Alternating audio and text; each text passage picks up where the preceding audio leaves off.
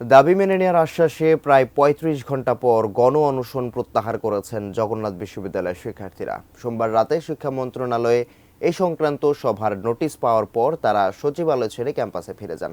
তবে চূড়ান্ত সিদ্ধান্ত না আসা পর্যন্ত বিশ্ববিদ্যালয়ে কমপ্লিট শাটডাউন কর্মসূচি চলবে। ওয়ালিউল সাকিবের রিপোর্ট। কেরানীগঞ্জে দ্বিতীয় স্থায়ী ক্যাম্পাসের নির্মাণ কাজ সেনাবাহিনীকে হস্তান্তর সহ ৩ দফা দাবিতে রোববার থেকে গণ অনশন কর্মসূচি শুরু করেন জগন্নাথ বিশ্ববিদ্যালয়ের শিক্ষার্থীরা। সোমবার যুক্ত হয় বিশ্ববিদ্যালয়ে কমপ্লিট শাটডাউন কর্মসূচি। স্বাস্থ্যকর অল টাইম ফ্যামিলি কেক, সব সময় অল টাইম হেলদি লাইফ। সেনাবাহিনীর কাছে আমাদের দ্বিতীয় ক্যাম্পাসের কাজ ওটা হলো হস্তান্তর করতে হবে অনতিবিলম্বে। হলে অতি দ্রুত সময়ের মধ্যে স্টিল বেস কাজটা শুরু করতে হবে। হল আবাসন সুবিধা ব্যবস্থা করা না হচ্ছে ততদিন পর্যন্ত কমপক্ষে 70% শিক্ষার্থীকে আবাসন ভাতা দিতে হবে। যে ছাত্রছাত্রীকে অনুরোধ করব আর একটু ধৈর্য ধরে একটু অপেক্ষা করা, যাতে আমরা দেখি যে কি সিদ্ধান্ত আসে।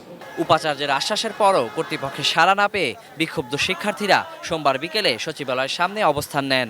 সাথে ছিলেন অনশনকারীরাও। সারাদিনের মধ্যে তারা আমাদের সাথে একবারও যোগাযোগ করেনি। দাবি না মানলে আমরা এখান থেকে সরব না আর কি।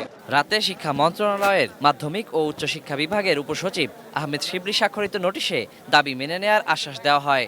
এরপরেই শিক্ষার্থীরা গণ অনশন কর্মসূচি প্রত্যাহারের ঘোষণা দেন। আমাদের দাবিগুলো মেনে নিয়েছে, তো এই দাবি মেনে নেওয়ার ফলে আমরা আমাদের অনশন প্রত্যাহার করছি এবং আমরা অনশন ভঙ্গ করছি। এখন আমাদের এই প্রত্যাশার ব্যাপারে মন্ত্রণালয় যথেষ্ট আন্তরিক ছিল। তাদের আন্তরিকতার প্রেক্ষিতে আজকে আমরা এই বিষয়টির সুস্পষ্ট নির্দেশনা পেয়েছি। আগামী বুধবারে তারা সভা করবে। তবে তারা আন্দোলনের সমাপ্তি টানছেন না এখনই। বুধবার কর্তৃপক্ষীয় সভা থেকে চূড়ান্ত ঘোষণা না আসা পর্যন্ত ক্যাম্পাস শাটডাউন চালিয়ে যাবেন তারা। বিশ্ববিদ্যালয়ে কোনো ক্লাস, কোনো পরীক্ষা, কোনো কিছু চলবে না। Waliul Sakib, ATN news, Dhaka.